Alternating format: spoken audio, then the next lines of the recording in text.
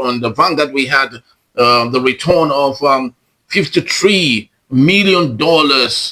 Diezani's loot from the United States of America. It made the headline on the Vanguard newspaper. And I love us to talk about that. Now, why I would love us to talk about that basically is just to learn one or two, from that story. There used to be a time when Diezani, was the A and the A man in Nigeria. She was a politician, of course. She was at the corridor of everything that happens in Nigeria. She decided who gets what, when, and where.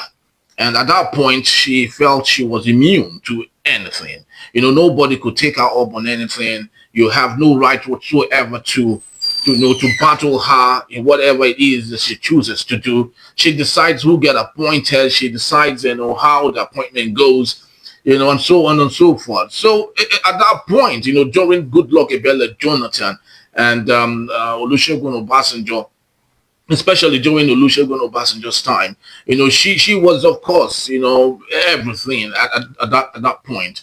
And even the judiciary, had no authorities over her because, just like we practice politics in this part of the world, whoever is at the top controls virtually everything that happens from the judiciary to the security to almost everything. So she was ahead at everything at that point. But today, many years after, today, she's nobody. Lots of the loots that she took away from Nigeria to other parts of the world have been returned back to us, unfortunately. And the question is, what is there to learn from politics of today? The politicians we have today, is there something they can learn from the mistakes of Diezani? Because right now in the politics we have today, there are people today who feel that they're equally the A and the A man. They feel they can be in two different places at the same time, and nobody has the right whatsoever to say anything against them. They feel they have all the powers in the world to allocate, anything to whomever they want, whenever they want it. They feel that no one can discipline them, even despite the shenanigans that they exhibit every other day. They are in charge of the judiciary, they're in charge of the security operations in the country, they're in charge of everything. Their network and their influence is above par.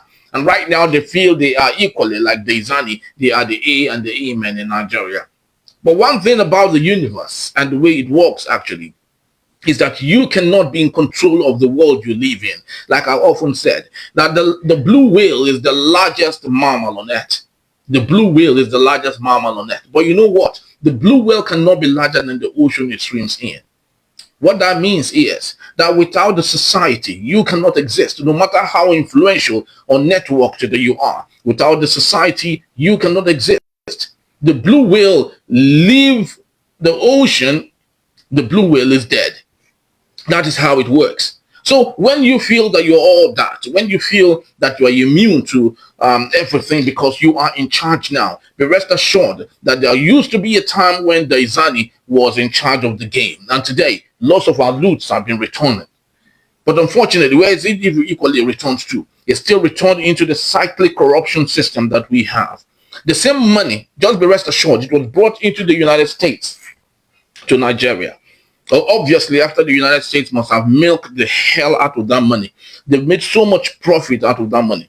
Our own money that Diezani took to the United States. The United States must have used that money to have given loans to small scale entrepreneurs, and they've used such money to enlarge their coast. There used to be a time Elon Musk demanded some billions of dollars as grants. Don't be surprised that some of the money that was even given to Elon Musk that grew him to the richest man on earth was part of Nigeria's money that Obama equally gave to Elon Musk. So we equally contributed in making Elon Musk what he is today because of the stolen wealth from our politicians that have made themselves domiciled in different financial institutions in America.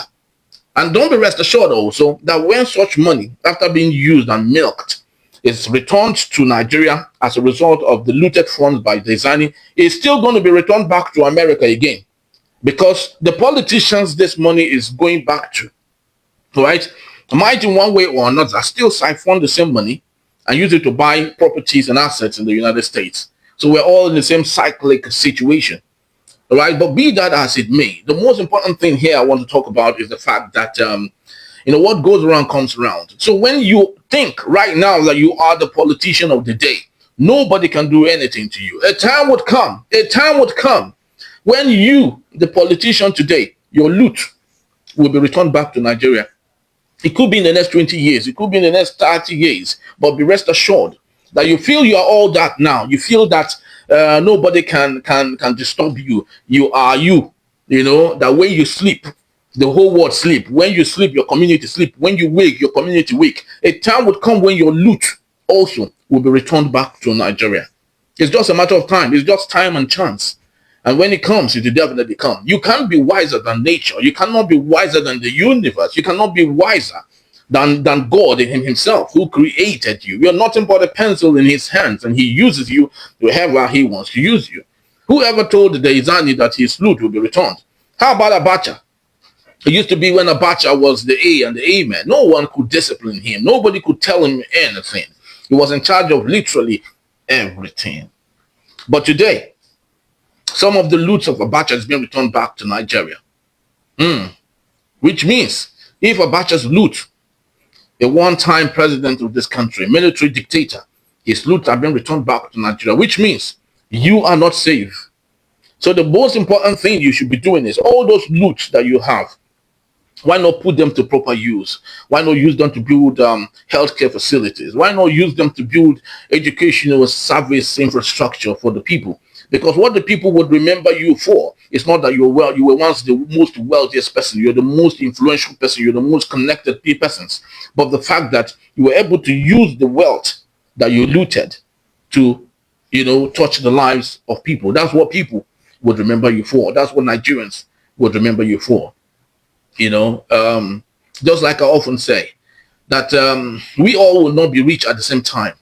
There's a reason why God has blessed you as the richest person in your community. It's not necessarily for you to make other people as wealthy as you are, but the least you can do is to make them comfortable. That's all we request and ask for.